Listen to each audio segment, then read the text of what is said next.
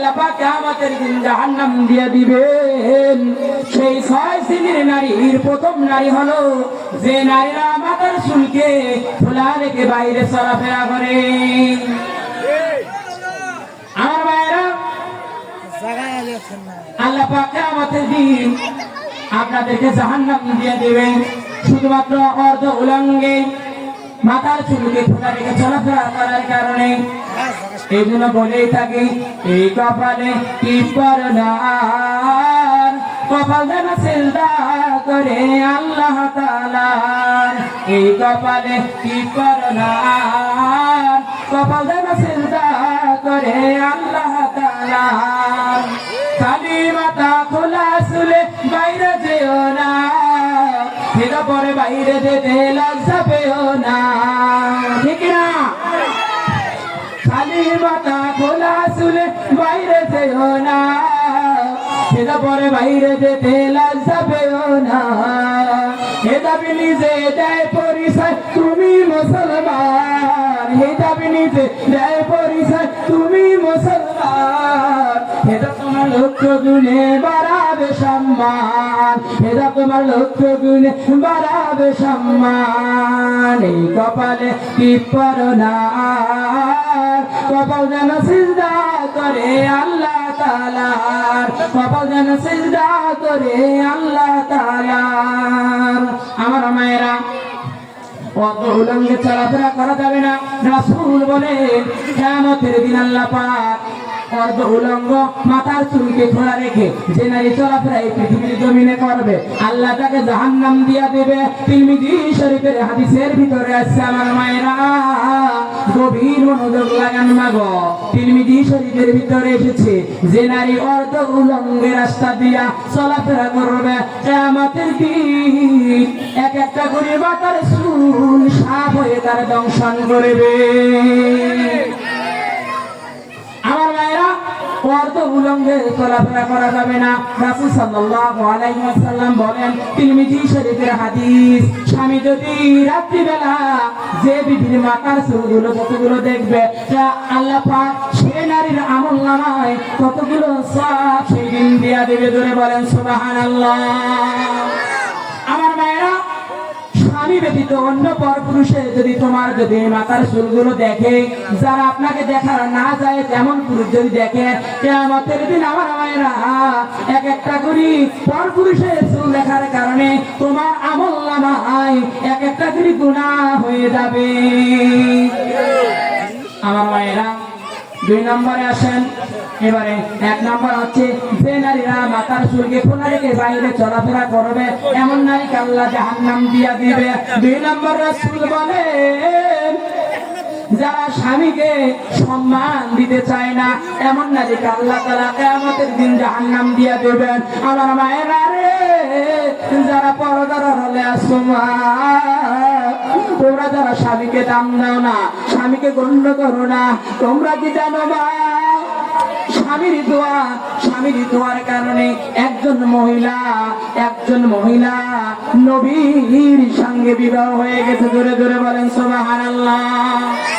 আর ভাইরা, স্বামী যদি দোয়া করে, স্বামীর দোয়ার কারণে জান্নাতে চলে যাবা। যেহেতু রাসূল বলেন, তিরমিজি শরীফের হাদিস, যেদিন কিয়ামতের মাঠটা কায়েম হবে, স্বামীকে জিজ্ঞাসাবাদ করা হবে, ও যুবক, তুমি বলো তোমার বিবি কেমন ছিল? সেই দিন স্বামী যদি সাক্ষ্য দিয়ে যায় যে আমার বিবি ভালো ছিল, এ মা, তোমাদের জন্য জান্নাত বরাদ্দ হয়ে যাবে। জোরে কোন সুবহানাল্লাহ। আবার রাসূল বলেন, আবার স্ত্রীকে জিজ্ঞাসা করা হবে, ও মহিলা, তুমি বলো তোমার স্বামী কেমন ছিল? সেই দিন স্বামী যদি সাক্ষ্য দিয়ে দেয় যে আমার বিবি ভালো ছিল, সেই স্বামীকেও আল্লাহ তাআলা জান্নাত দিয়া দিবে। জোরে বলেন সুবহানাল্লাহ। এবারে আমার মায়েরা, আরে বলতেছিলাম যে স্বামীকে সম্মান করতে হবে। আমার মায়েরা, আপনি কি জানেননি আল্লাহ তাআলা এই পৃথিবীর জমিনে কোন নারীকে সম্মান সালাম দেন নাই, কিন্তু এই পৃথিবীর জমিনে আমার রব্বুল আলামিন একজন নারীকে সম্মান সালাম দিয়েছিলেন। তিনি হলেন ওই খাদিজা, জোরে বলেন সুবহানাল্লাহ। আমার মায়েরা, এই নারীকে শুধু আল্লাহ সালাম দেওয়ার পিছনে একটা কারণ তাফসীর গ্রন্থকার বলে, এই নারী খাদিজা তার স্বামী বিশ্ব নবী মুহাম্মদুর রাসূলুল্লাহ সাল্লাল্লাহু আলাইহি ওয়াসাল্লামকে সম্মান করার কারণে, জোরে বলেন সুবহানাল্লাহ। আমার মায়েরা, পৃথিবীর কোন নারীর ব্যাপারে খবরের 3টা প্রশ্নের জবাব আল্লাহ পাক দিবেন না, কিন্তু আল্লাহ পাক ঘোষণা করে দিয়েছেন, নবী হে, আপনাকে খাদিজার কবরের পাশে দাঁড়িয়ে থাকা লাগবে না।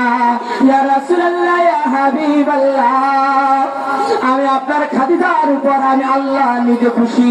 ও নবী গো, এই খাদিজা আপনি স্বামী আপনার সাথে এমন ব্যবহার করেছে, ইয়া রাসূলুল্লাহ, ইয়া হাবিবাল্লাহ, খাদিজার কবরের পাশে আপনাকে দাঁড়িয়ে থাকা লাগবে না। ও নবী, এই কবরের খাদিজার 3টা প্রশ্নের জবাব আমি আল্লাহ নিজেই দিয়ে দেবো, জোরে বলেন সুবহানাল্লাহ। আমার মায়েরা, তাহলে স্বামীকে সম্মান করতে হবে। আমার মায়েরা, স্বামীকে সম্মান করো, কপাল খুলে যাবে রে মায়েরা।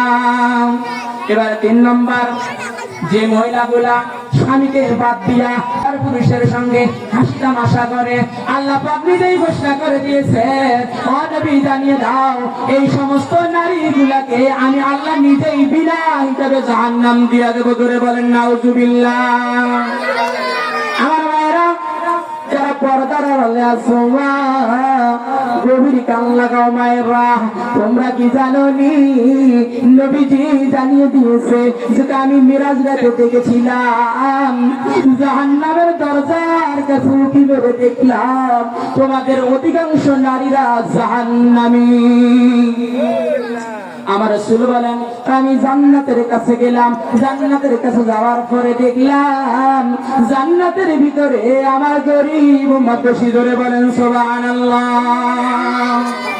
মায়েরা, অধিকাংশ নারীগুলা জাহান্নামী হওয়ার পিছনে 2টা কারণ। 1 নম্বরে নারীরা বেশি বেশি করে মানুষের উপরে ফতোয়া করে। 2 নম্বরে রাসূল বলে, এই নারীগুলা স্বামীরে সম্মান করতে চায় না। এই 2 কারণে নারীরা জাহান্নামের আগুনে জ্বলতেছে, জোরে বলেন নাউজুবিল্লাহ। আমার মায়েরা, স্বামীকে বাদ দিয়ে হাসি তামাশা অন্য পুরুষকে নিয়ে করা যাবে না, কিন্তু ইদানিং যুগের মায়েরা স্বামীকে বাদ দিয়া দেওরকে নিয়ে কত হাসি তামাশা করতেছে, কথা বলেন ঠিক না বেটি? আমার মায়েরা,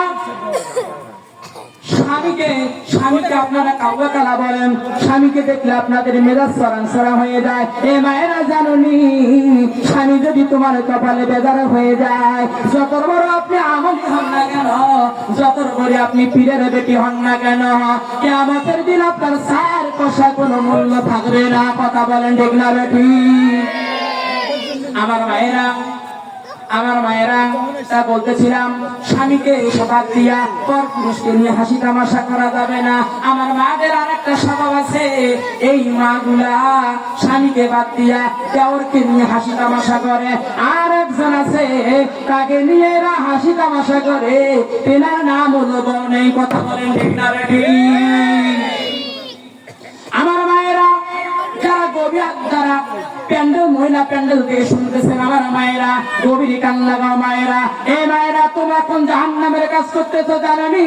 তোমরা মনে করেছো আমরা কালা বোরকা পরি, তোমরা ভেবেছো আমরা হাত কুঞ্জা দেই, তোমরা মনে করেছো আমরা কালা চশমা পরি, আমরা মনে হয় জান্নাতি। এ মা, না না না, আল্লাহ আপনারে জান্নাত দেবে না। আপনি কি জানেননি? এ মা, জানেননি স্বামীর খেদমত ছাড়া কোন নারী জান্নাতে যাইতে পারবে না। এ মায়েরা, তোমরা যে এই যে দেওরকে নিয়ে, এই যে তোমরা দুলে ভাইকে নিয়ে আর বাটা বুলবুল বাটা ভরা পান, দুলে ভাই খাও বাটার পান। আরে শয়তানে, এ মায়েরা গভীর কান লাগাও মায়েরা। দুলে ভাই কি তোমরা জানো, রাসূল বলেছে, হে দুনিয়ার নারীরা, আমি রাসূল জানিয়ে দিলাম তোমার জন্য 2টা জিনিস ভয়ঙ্কর, যারাই সবের চাইতে ভয়ঙ্কর। এক হলো নারী জগতের জন্য, নারী জীবনে 2টা জিনিস ভয়ঙ্কর, এক হলো বউ নাই, 2 হলো দেওর, কথা বলেন ঠিক না বেটি? ওয়াজটা রেকর্ড হয়ে যাচ্ছে, ইউটিউবে চলে যাবে, অসংখ্য মায়েরা এখান থেকে শিক্ষা গ্রহণ করবে। এ মায়েরা, গভীর কাল লাগাও মায়েরা, স্বামীকে বাদ দিয়ে তাকে নিয়ে হাসি তামাশা করতেছো মায়েরা, জেনে রাখো, জেনে রাখো, তোমাদের কপালে জাহান্নাম ছাড়া জান্নাতের সুঘ্রাণ মিলবে না। কথা বলেন ঠিক না বেটি? আমার মায়েরা, আর এক শ্রেণীর নারী আছে, এরা বিউটি পার্লার হচ্ছে সেতরা দেয়। এই মায়েরা দেখো মৌলবি কেমন করে বসছে, দেখো এরা বিউটি পার্লার হচ্ছে সেতরা দিয়ে থাকে।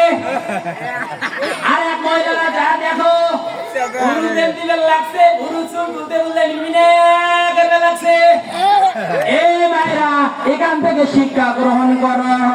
এই যে তোমরা ভুরু চুল তোলো, এই যে তোমরা বিউটি পার্লারে যাও রে মা, তোমরা কি জানো এটা কত বড় পাপের কাজ? এ মা, তোমাদেরকে আমি বলে যাচ্ছি মায়েরা, বিউটি পার্লারে যাবা না। আল্লাহ দিছে মোটা চুল, ভুরু চুল মোটা চিকন, আল্লাহ বুঝবে আল্লাহর ব্যাপার। আল্লাহর সৃষ্টি নিয়ে তাকাব্বুরি করো না, আল্লাহ তোমারে ছাড়বে না। কথা বলেন ঠিক না বেটি? এ মায়েরা, নাইট ক্রিম বাকি ফর্সা হতে পারবা না, নাইট ক্রিমের পাওয়ার নাই, পাওয়ার হলো উজুর পানির। কথা বলেন ঠিক না বেটি? এ মায়েরা, উজুর পানির মধ্যে সর্বোৎকৃষ্ট মেকআপ আছে। আম্মা জান আয়েশা বলেন, হে দুনিয়ার নারীরা, তোমরা যদি উজু করো, উজুর পানি যত জায়গায় লাগবে, কিয়ামতের দিন আল্লাহ পাক তোমার সাহারা নূরের মতো বানিয়ে দিবে। ধরে বলেন সুবহানাল্লাহ। এরা উজুর পানি বাদ দিয়া এরা নাইট ক্রিম আঁকো। এ মায়েরা, সাবধান হয়ে যাও, সাবধান। যত মাখো না কেন, রেজাল্ট করো না কেন, ভালো হতে পারবি না।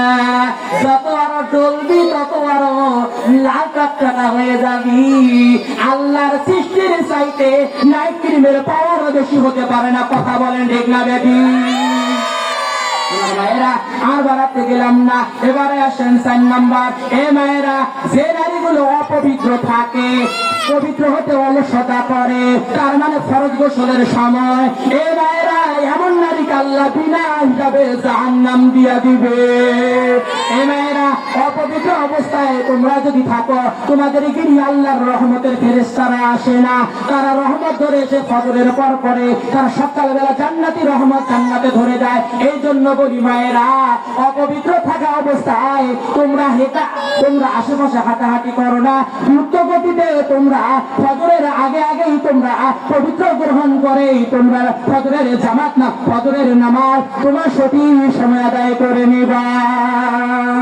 আমার মায়েরা, 5 নম্বর হচ্ছে, 5 নম্বর, যারা মিথ্যা কসম খায়, বারবার এটা দিয়ে মিথ্যা কথা বলে, এটা দিয়ে মিথ্যা কথা বলে, আর মিথ্যা কথাকে সত্য বানানোর জন্য যারা কসম করে, আমার আল্লাহ জানিয়ে দিয়েছে এমন নারীকে আমি আল্লাহ জাহান্নাম দিয়ে দেব।